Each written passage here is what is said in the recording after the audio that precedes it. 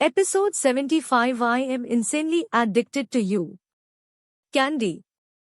वही वश किस करते हुए राहत को बेड पर लेट देता है और उसके गले में पहने ज्वेलरी को निकालने लगता है।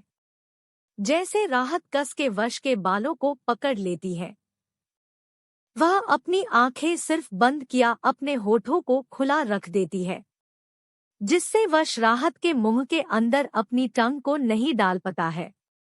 तो वह उसके ब्लाउज में से ही उसके सीने को पकड़ लेता है, जिससे राहत अपना मुंह दर्द से खोल देती है। तो इसी का ही फायदा उठाकर वश अपनी टंग को राहत के मुंह के अंदर स्लाइड करने लगता है और उसके पूरे मुंह को एग्जामिनेशन करने लगता है। इसमें राहत ने भी अपनी आंखें कस के बंद कर ली थी। ना जाने क्यों वश का टच उसे प्लेजर फील करवा रहा था। वह खुद को पिघलते हुए महसूस साफ साफ कर रही थी। उसे समझ में नहीं आ रहा था कि आखिर ऐसा क्यों। तभी वह महसूस करती है कि उसके ब्लाउज के बटन अब पूरी तरह से टूट चुके हैं, जिन्हें महसूस करके वह कसके वश का कंधा पकड़ लेती है। और यह वश साफ साफ महसूस कर रहा था। वश किस करना रोक देता है और अपने हाथ राहत के बालों पर ले जाकर उसके बालों को सहलाते हुए उसकी आंखों में देखने लगता है, जिसकी आंखें कस के बंद थी। वह उसके माथे को चूम लेता है और धीरे धीरे वैसे ही अपनी टंग पर फिर आने लगता है, जिससे राहत के हाथ बेडशीट को कस के पकड़ लेते हैं। वही वश राहत के सर को पकड़ लेता है और उसे बेड पर बैठा करो पेट की दूसरी साइड उसे लेट देता है। उसका सर तकिए पर रखकर खुद उसके ऊपर आ जाता है और वह उसके लहंगे के नोट को निकलने लगता है, जिससे राहत की पूरी बॉडी बुरी तरह से शिवर करने लगती है। वह अपनी आंखें खोलकर वश को देखते हैं, जो उसके लहंगे को निकाल लेता है। अब सिर्फ अपने प्राइवेट कपड़ों में ही थी, जिससे वह उसको और भी शर्म आ रही थी। वह अपना चेहरा दूसरी तरफ कर लेती है कि तब तक वश उसके ऊपर आ जाता है और उसके बालों को सहलाने लगता है, जिससे राहत गहरी गहरी सांसें लेने लगती है। वश पेट पर बैठ जाता है। वह राहत के दोनों पैरों को अलग करने लगता है, जिसे राहत अपनी आंखें कस के बंद कर लेती है। वही वश अपने हाथ को उसके पेट से सहलाते हुए fuck Candy, you are really beautiful, I can't control कहते कहते हैं उसके साथ से गहरी हो जाती है। वह की पूरी बॉडी पर अपना हाथ फिराने लगता है, जिससे राहत अपनी आंखें बंद करके अपना चेहरा दूसरी तरफ कर लेती है। देखते देखते वह महसूस करती है कि उसके पूरे कपड़े निकाल दिए गए हैं। वही वश पहले तो राहत को देखा है, फिर उसके होठों पर अपने होंठ रखकर डीप बट वाइल्ड किस करने लगता है और अपना हाथ नीचे की ओर ले जाने लगता है, जिससे वह फोप्ले करने लगता है, जिससे राहत की चीख निकल जाती है। उसे दर्द होने लगता है। वह अपना चेहरा दूसरी तरफ करने लगती है, साथ ही साथ वह वश का नाम लेने लगती है।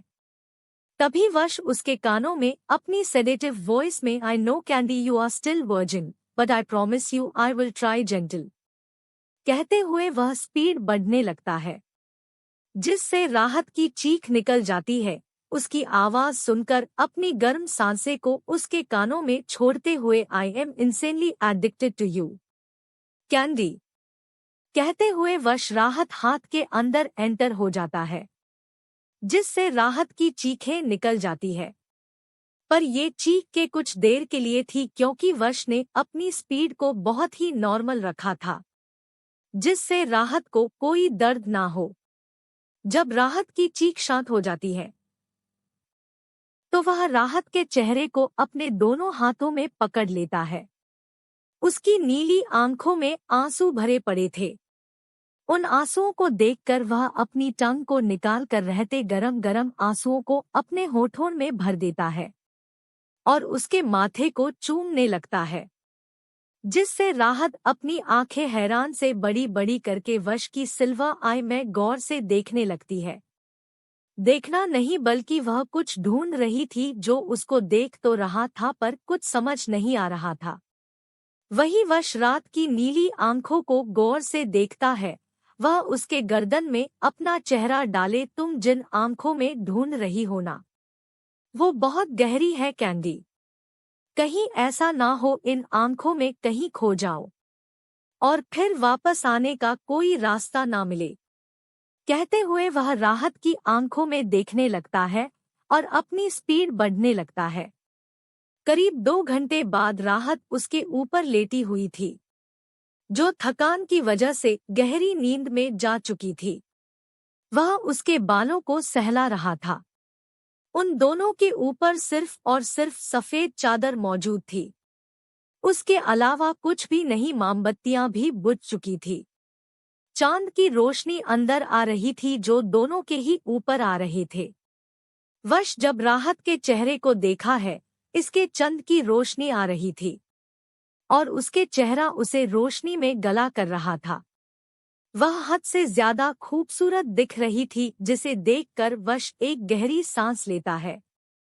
फिर उसके बालों को उसके कान के पीछे कर उसके ग्लोइंग फेस को देखकर साइकियाट्रिस्ट वे में welcome to black night world कहते कहते वह मिस्टेरियस स्माइल लिए राहत के इनोसेंट फेस को देखा है, जो सोते वक्त बहुत ही मासूम दिख रहा था। वह उसे कस के गले लगाए हुए सो रही थी और उसे ऐसे गले लगाए हुए देखकर वश उसको कस के अपनी बाहों में भरकर गहरी नींद में चल जाता है। वहीं दूसरी तरफ किसी की डर से हालत खराब हो चुकी थी। एक बड़े से कमरे में एक लड़की को बेड पर लेट आया गया था। इस समय उसके हाथ और पैर दोनों ही बांधे गए थे। आंखों पर एक ब्लाइंडफोल्ड जिससे उसे कुछ भी नहीं दिख रहा था, जिससे वह चिल्लाने लगती है, पर कोई भी उसकी मदद करने के लिए नहीं आता है।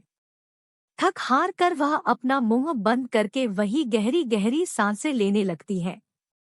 करीब पिछले 1 घंटे से वह चिल्ला रही थी, पर कोई भी उसकी आवाज सुन नहीं रहा था, तो उसका गला भी सूख चुका था चिल्लाने की वजह से। तभी दरवाजे की खुलने की आवाज सुनाई देती है, जिससे वह लड़की चिल्लाते हुए, कौन तुम लोग? और मैंने ऐसा कौन सा खजाना लूट लिया तुम्हारा जो तुम लोगों ने मुझे ऐसे बंधा है? देखो मैनू कुछ भी ना पता है। प्लीज रब दे वास्ते हैप्पी को छोड़ दो। देखो मैंने कोई भी चोरी चकारी, किसी का खून, मर्डर कुछ नहीं किया है, तो क्यों मैनू यहाँ लाया गया है? कहते कहते हैप्पी चिल्लाने लगती है। तभी उसके मुंह पर कोई हाथ रख देता है, जिससे हैप्पी की सांस गहरी होने लगते हैं, क्योंकि कोई शख्स था और उसकी बॉडी डार्क फ्रेग्रेंस को स्मेल करके हैप्पी को जाने पहचाने एहसास होने लगता है। उसे लगता है कि शायद उसने यह फ्रेग्रेंस पहले भी कहीं स्मेल की है, जिसे उसे और भी ज्यादा अजीब सा महसूस होने लगता है। हैप्पी अपना चेहरा दोनों तरफ घूमने लगती है, पर फिर भी वह शख्स अपना हाथ नहीं हटता, तो हैप्पी गुस्से में उसे शख्स के हाथ पर जोर से बाइट कर देती है। तो वह शख्स अपना हाथ हटा लेता है, तो हैप्पी जल्दी से, तुसी कौन है और मेनू या किस वास्ते लाया गया है? देखो मुझे छोड़ दो, मैं छोटी सी मासूम सी बच्ची हूँ, मेनू तो पता भी नहीं है कि मैंने ये करिया। कहते कहते हैप्पी रोनी सी शक्ल बना लेती है। उसके आंखों से आंसू आने लगते हैं। उसे सच में अब डर लगने लगा था। उसकी दिल की धड़कन है बढ़ने से लगी थी। उसके हाथ पैर पूरी तरह से कांपने लगे थे, पर बंधे होने की वजह से उसे अपने हाथ पैर हिलाने का मौका ही नहीं मिलता। तभी वह शख्स हैप्पी की आंखों के ब्लाइंडफोल्ड को निकाल देता है, जिससे हैप्पी धीरे धीरे करके अपनी आंखें खोल देती है। एक बार को जब आंखें खोलती है, तब उजाले को देखकर जल्दी से अपनी आंखें बंद कर लेती है। फिर हल्के से अपनी आंखें खोलकर धुंधले धुंधले सामने शख्स को देखने लगती है। पहले तो उसे सब कुछ दूंगा नजर आता है, पर बाद में वह गौर से उस शख्स को देखती है तो चिल्लाते हुए, तुसी तुसी यह क्यों किया? मैनू क्यों किडनैप किया? मैंने की किया बताऊं? तुसी तो प्रेसिडेंट होना तो कैसे किसी को किडनैप कर सकते हो, वह भी एक लड़की को ऐसे? यह बहुत बुरी बात है, कंप्लेंट ना कमिश्नर से करूंगी, देख लेना। हैप्पी गुस्से में सब कुछ बोले जा रही थी तो वही संयम सिर्फ हैप्पी के चेहरे को गौर से देखने लगता है। वह हैप्पी के चेहरे को देखा है, उसकी आंखों को जो पूरी लाल हो चुकी थी। वह बिना देर किए उसके गर्दन में अपना चेहरा छुपाकर उसको कमर पर अपने हाथों को लपेटे हुए अपनी आंखें बंद करके गहरी गहरी सांसें लेने जाता है। वही संयम कैसे करने से हैप्पी को कुछ भी समझ नहीं आता है। वह पूरी तरह से हैरान हो जाती है, पर उसके से नजदीक होने से हैप्पी की धड़कन बढ़ने लगी थी। हैप्पी ने skin fit jeans and crop T shirt पहना हुआ था, जिसकी वजह से उसका टी शर्ट ऊपर की ओर था और वह संयम के हाथ अपने स्क्रीन को छूते हुए साफ साफ महसूस कर पा रही थी, जिससे उसके पूरे शरीर में एक करंट साथ दौड़ने लगा था। उसकी दिल की धड़कन इतनी बढ़ रही थी कि उनकी आवाज साफ साफ संयम की कानों में आ रही थी। वही हैप्पी अपने गले से जैसे तैसे आवाज निकालकर अपना चेहरा दूसरी तरफ करते हुए, तुसी तुसी की कराया? मैनू यहाँ पर किस वास्ते लाया गया है, यह तो मुझे बताइए। देखो जी, हैप्पी ने तुम्हारे रूम से कोई भी सामान नहीं चुराया है, ना ही तुम्हारी कोई प्रॉपर्टी अपने नाम पर किए हैं। तो किस वास्ते हैप्पी को किडनैप किया गया है? ऐसा कौन सा सोना जर है मुझ पर जो प्रेसिडेंट खुद मुझे सी मासूम को किडनैप कर रहा है? आखिर मैनू भी तो पता चले कि मुने पर कौन सा सोना हीरे जवाहरत लगा है। हैप्पी की नादानी भरी बात सुनकर संयम मुस्कुराने लगता है। वह मुस्कुराते हुए उसके गर्दन पर ही अपने चेहरे को रब करते हुए अपनी गहरी आवाज में बकबक, तुम्हारे ऊपर हीरे जवाहरात नहीं बल्कि इस प्रेसिडेंट की नजरें आ चुकी है, जो प्राइसलेस है। अब तुम चाह कर भी मुझसे खुद को दूर नहीं कर पाओगी। कहा था ना मैं आ जाऊंगा तुम्हें लेने, तो फिर क्यों किसी और को अपने अपने नजदीक आने दिया और किसी के भी घर पर चली गई मेरे होते हुए। यह तो बहुत बुरी बात है ना, अब इसकी सजा तो तुम्हें मिलेगी ना। एपिसोड 76 पागलपन ऑन पजेसनेस। वही हैप्पी अपने गले से जैसे तैसे आवाज निकालकर अपना चेहरा दूसरी तरफ करते हुए, तुसी तुसी की कराया? मैनू यहाँ पर किस वास्ते लाया गया है, यह तो मुझे बताइए। देखो जी, हैप्पी ने तुम्हारे रूम से कोई भी सामान नहीं चुराया है, ना ही तुम्हारी कोई प्रॉपर्टी अपने नाम पर किए हैं। तो किस वास्ते हैप्पी को किडनैप किया गया है? ऐसा कौन सा सोना जर है मुझ पर जो प्रेसिडेंट खुद मुझे सी मासूम को किडनैप कर रहा है? आखिर मैनू भी तो पता चले कि मुने पर कौन सा सोना हीरे जवाहरत लगा है। हैप्पी की नादानी भरी बात सुनकर संयम मुस्कुराने लगता है। वह मुस्कुराते हुए उसके गर्दन पर ही अपने चेहरे को रब करते हुए अपनी गहरी आवाज में बकबक, तुम्हारे ऊपर हीरे जवाहरात नहीं बल्कि इस प्रेसिडेंट की नजरें आ चुकी है, जो प्राइसलेस है। अब तुम चाह कर भी मुझसे खुद को दूर नहीं कर पाओगी। कहा था ना मैं आ जाऊंगा तुम्हें लेने, तो फिर क्यों किसी और को अपने अपने नजदीक आने दिया और किसी के भी घर पर चली गई मेरे होते हुए। यह तो बहुत बुरी बात है ना, अब इसकी सजा तो तुम्हें मिलेगी ना। यह सुनते ही हैप्पी के पूरे शरीर पर गूस बम्स फील होने लगते हैं। वह हाल कैसे अपनी आंखें तिरछी करके संयम को देती है, जिसने अपना सर उसकी गर्दन में छुपाया हुआ था। उसने बहुत ही घबराहट महसूस हो रही थी। तभी सही हम अपना चेहरा उसकी गर्दन से हटा देता और सीधा हैप्पी की तरफ देखा है, जिससे उन दोनों का आई कांटेक्ट हो जाता है। दोनों ही एक दूसरे की आंखों में देखने लगते हैं। जहां हैप्पी को संयम की आंखों में खुद के लिए obsession and uncontrolled desires, lust, possessive.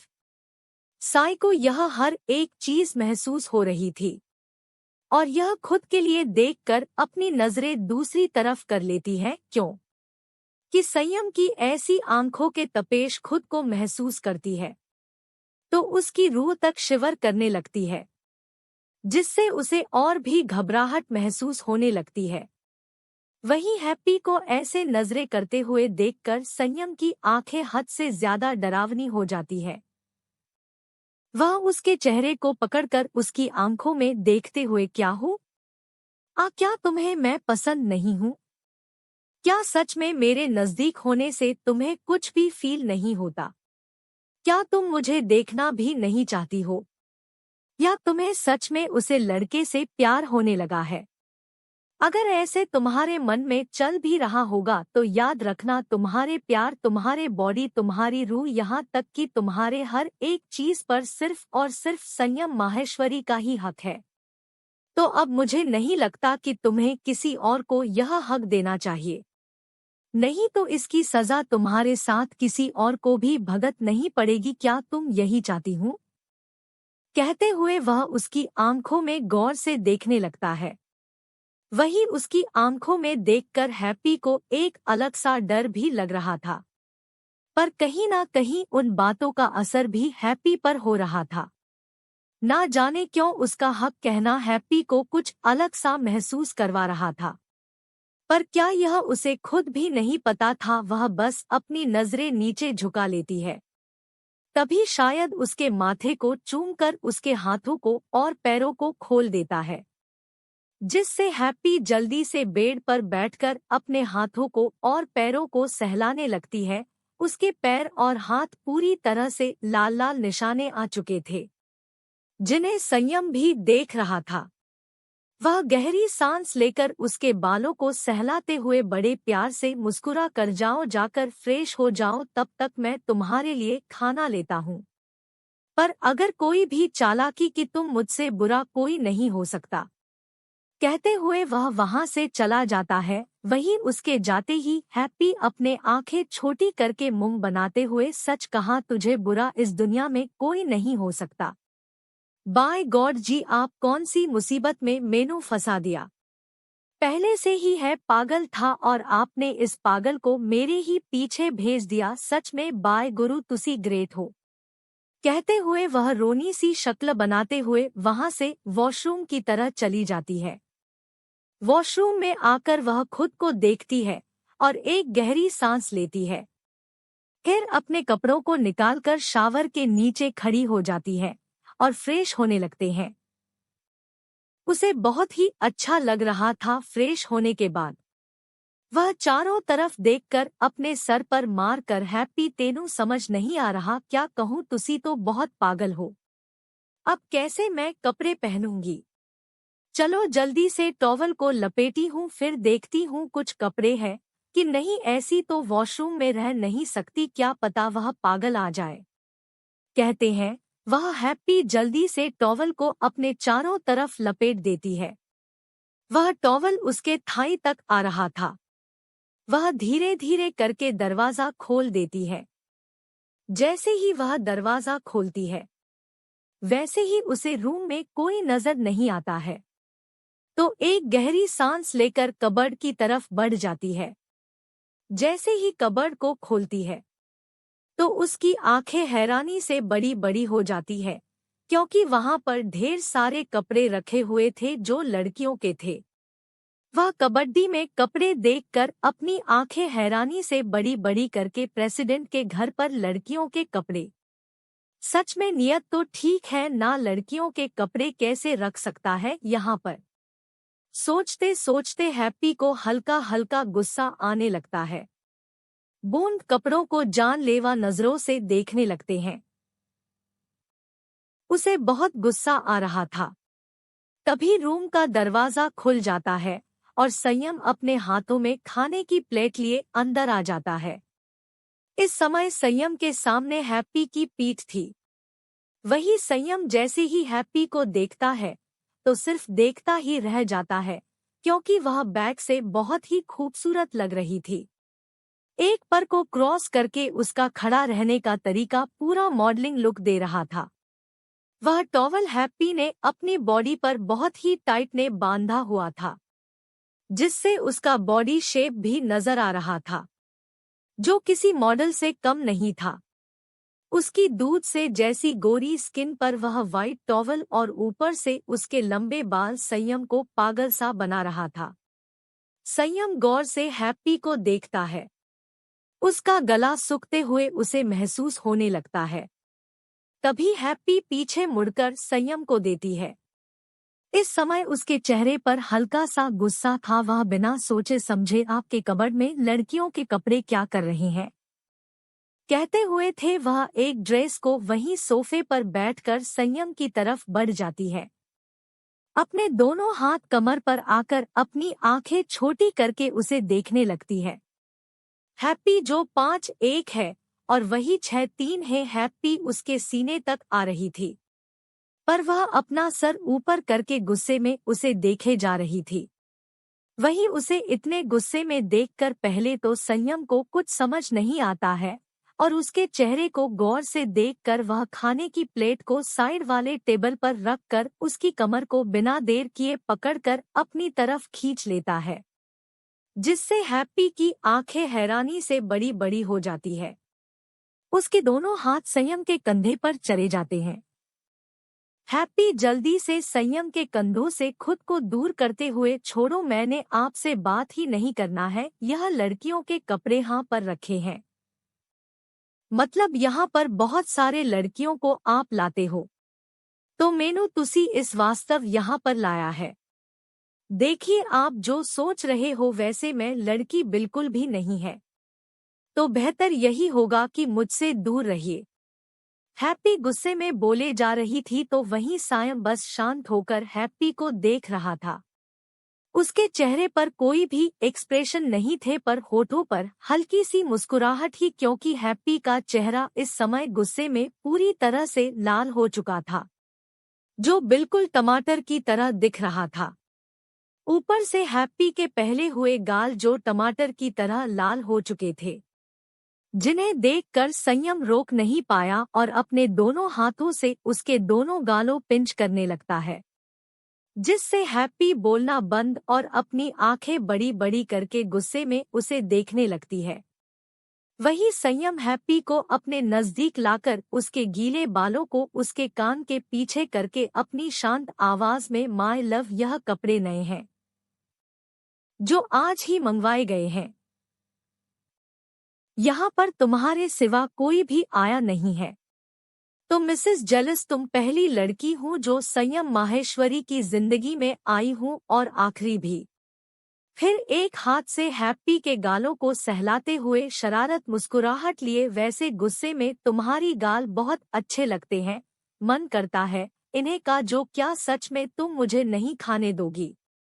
Happy को पहले तो कुछ समझ नहीं आता है, पर जैसे ही उसकी बातों को समझती है तो वह खुद से संयम को अलग करके सोफे पर पकड़ी हुई कपड़े को अपने हाथों में लेकर वॉशरूम की तरफ बढ़ते हुए, तुसी ना तो बड़े बेशर्म हो, मैंने तुसी बात ही नहीं करनी है, और किसने कहा मैं जेल से, मुझे कोई मतलब नहीं है आपसे, तुझे ना भाड़ में जाओ, बेशर्म कहीं के, कहते हुए हैप्पी वॉशरूम में चली जाती है। वहीं हैप्पी के धक्का देने से संयम बेड पर लेट जाता है और अपने दोनों हाथ पीछे करके हैप्पी की बात पर सिर्फ मुस्कुराते हुए, only for you my love, और यह बेशर्मी सिर्फ अभी नहीं, पूरी जिंदगी तुम्हें झेलनी है, तो सोचो कैसे झेल पाओगी, कहते हुए वह हंसने लगता है। उसकी हंसी की आवाज पूरे कमरे में सुनाई देती है।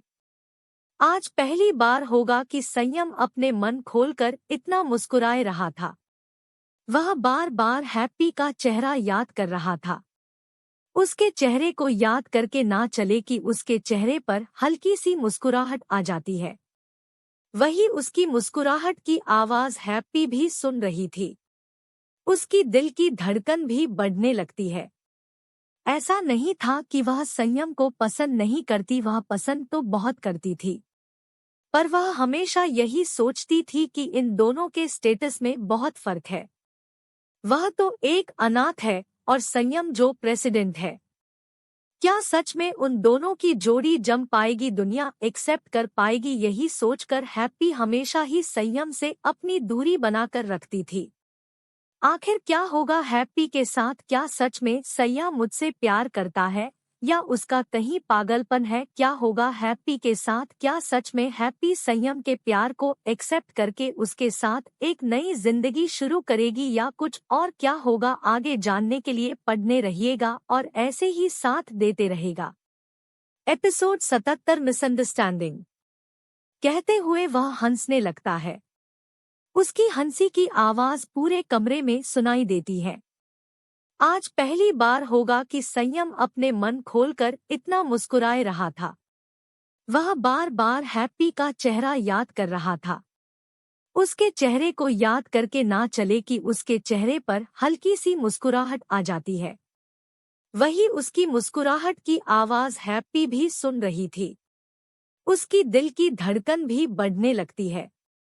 ऐसा नहीं था कि वह संयम को पसंद नहीं करती, वह पसंद तो बहुत करती थी। पर वह हमेशा यही सोचती थी कि इन दोनों के स्टेटस में बहुत फर्क है। वह तो एक अनाथ है और संयम जो प्रेसिडेंट है। क्या सच में उन दोनों की जोड़ी जम पाएगी, दुनिया एक्सेप्ट कर पाएगी? यही सोचकर हैप्पी हमेशा ही संयम से अपनी दूरी बनाकर रखती थी। यहाँ हैप्पी तो अपने दिल की धड़कन है संवारने में लगी हुई थी। तो वही संयम को किसी का कॉल आ जाता है तो एक गहरी सांस लेकर वह अपने मोबाइल को अपने पॉकेट से निकलता है तो उसका चेहरा हद से ज्यादा ठंडा हो जाता है। वह गहरी सांस लेकर एक नज़र वॉशरूम के दरवाजे को देखा है। फिर वहां से बालकनी में चला जाता है। बालकनी में आकर वह खुद को शांत करके एक नॉर्मल आवाज में कॉल को अटेंड करके डैड कुछ काम था अपने कॉल किया। यह सुनकर सामने से तेजपाल गुस्से भरी आवाज में, संयम आखिर तुम हो कहाँ पर? मैं सुबह से तुम्हारे कॉल ट्राई कर रहा हूँ। तुम्हें पता है क्या हुआ है? ऊपर से हमारे बिजनेस में हमें लॉस हो रहा है। तुम कुछ कर क्यों नहीं रहे हो? अभी तक हमारा कंटेनर भी कहीं गायब सा हो चुका है। यह सुनकर संयम अपनी गहरी मगर शांत आवाज में, डैड मैं भी इसके पीछे ही हूँ। मुझे भी कुछ पता नहीं है।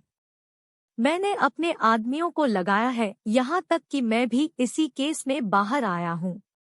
संयम की बातों को सुनकर तेजपाल खुद को शांत करते हुए मुस्कुरा कर, मुझे पता था मेरा बेटा मेरी जरूर मदद करेगा।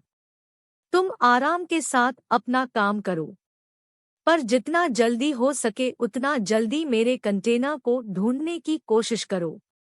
तुम तो जानते हो कितने प्रॉब्लम्स हो रहे हैं। यह सुनकर संयम के चेहरे पर एक तिरछी मुस्कुराहट आ जाती है। वह फिर भी अपने चेहरे पर एक normal expression locker, I know that dad, आपके सामने बहुत प्रॉब्लम्स आ रहे हैं, पर डोंट वरी, उन प्रॉब्लम्स का कुछ ना कुछ हो ही जाएगा। आप तब तो खुद को शांत करिए, मैं हूँ यहाँ पर। कहते हुए वह कॉल कट कर देता है और अपने मोबाइल को वही स्विच ऑफ करके बालकनी के सोफे पर रख देता है और अपनी आंखें बंद करके एक गहरी सांस लेकर अपनी आंखें खोल देता है। इस समय उसकी आंखों में हद से ज्यादा ठंड पर मौजूद था। वह सामने चांद को देखते हुए खुद से ही अब बहुत हो गया। वक्त रहते अगर मैं इसके बारे में सोचा होता तो आज इतनी देर बिल्कुल भी नहीं होती। आप मुझे यह भी पता लगवाना ही पड़ेगा कि डैड और छोटे के बीच आखिर चल क्या रहा है। कुछ तो है जो छोटे मुझसे छुआ रहा है। पर क्या? कल उससे बात करनी पड़ेगी, तभी पता चलेगा इस बारे में। कहते हैं वह बालकनी से रूम में आ जाता है जहां पर हैप्पी अपने बालों को सुख रहे थे।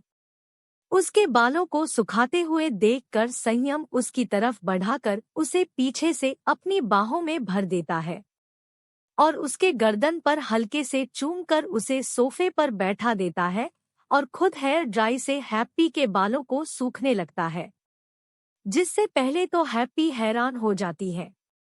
वह अपने गर्दन धीरे धीरे से टेढ़ी करके अपनी आंखें हैरानी से बड़ी बड़ी करके हैरानी बड़ी आवाज में तुसी तो ग्रेट हो। अगर कल को किसी को यह पता चला कि प्रेसिडेंट एक मामूली अनाथ लड़की के बाल सुखा रहे हैं, यह तो बहुत बड़ी न्यूज हो जाएगी।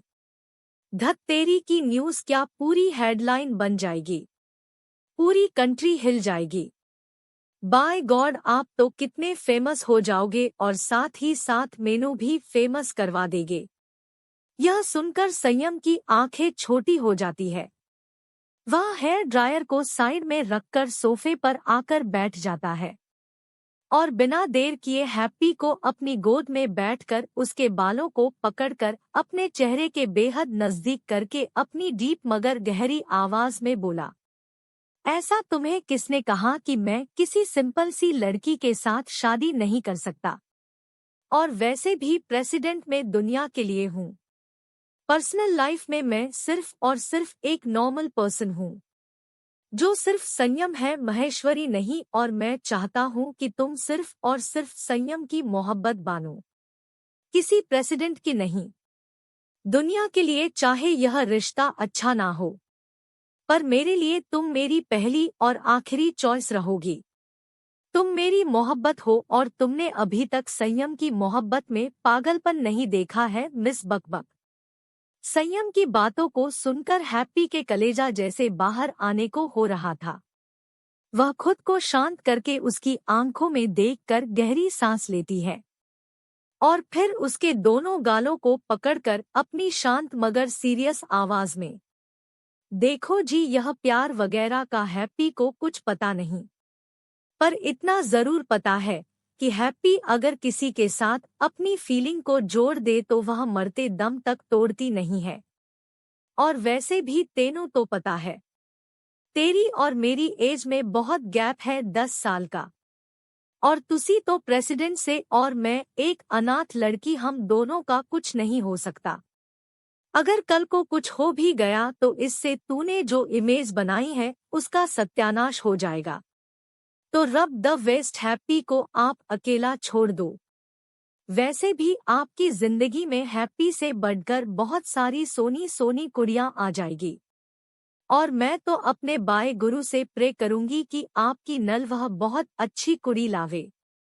कहते हुए वह अपनी जगह से उठने ही वाली थी कि तभी संयम हैप्पी को सोफे पर लेटकर खुद उसके ऊपर आ जाता है, जिससे हैप्पी अपनी आंखें बड़ी बड़ी कर लेती है। तो संयम उसके गालों को सहलाते हुए उसकी आंखों में देखकर उसके होठों को चूमते हुए अपनी शांत आवाज में, पर मेनू तो यह सोनी कुड़ी ही चाहिए। तो अब तुम ही सोचो मिस बकबक कि तुम्हें क्या करना है। हो ना हो तुम्हें शादी तुम मुझसे करनी है, और तुम्हारे पास कोई भी चॉइस नहीं है। अगर वह होगी भी ना तो उसे चॉइस के बीच संयम का पागलपन होगा। तो सोचो तुम्हें क्या करना है। वैसे मुझे भूख तो बहुत लगी है, पर फिलहाल तो मैं खाने से काम चल रहा हूँ। बाद में देखा जाएगा मेरी भूख कैसे मिट जाती है, मुझे तो स्वीट्स बहुत पसंद है। कहते हुए उसके होठों को फिर से एक बार किस करके खाने की प्लेट लेने चले जाता है। वही अभी अभी जो हुआ उसे बारे में हैप्पी सोचने लगती है। उसे कुछ भी समझ नहीं आता है। वह बस अपनी आंखें हैरानी से बड़ी बड़ी करके संयम को अपनी ओर आते हुए देखते हैं।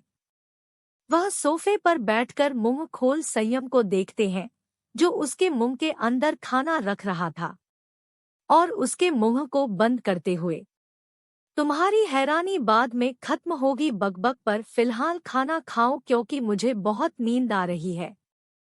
कहते हुए वह उसे खाना खिलाने लगता है। वहीं हैप्पी भी बिना कुछ बोले सिर्फ संयम को देखने लगते हैं। खाना खत्म होने के बाद संयम किसी को कॉल करके वहां से वॉशरूम की तरफ चला जाता है अपने हाथ धोने। करीब 5 मिनट के अंदर ही एक फीमेल स्टाफ वहां पर सर झुकाया आ जाती है और वह बिना हैप्पी की तरफ देखकर खान की प्लेट उठाकर वहां से चली जाती है। वही हैप्पी भी यह सब देख रही थी। तब तक संयम भी अपने हाथ टॉवल से पूछते हुए रूम के अंदर आ जाता है। तो हैप्पी उसकी तरफ देखकर बड़ी मासूमियत से, आप तो मुझे घर जाने दोगे नहीं? तो क्या मैं अपने घर वालों से बात कर लूं? मतलब उन्हें एटलीस्ट यह तो बता दो मैं अपने दोस्त के घरों, नहीं तो ताई दी बहुत परेशान हो जाएगी।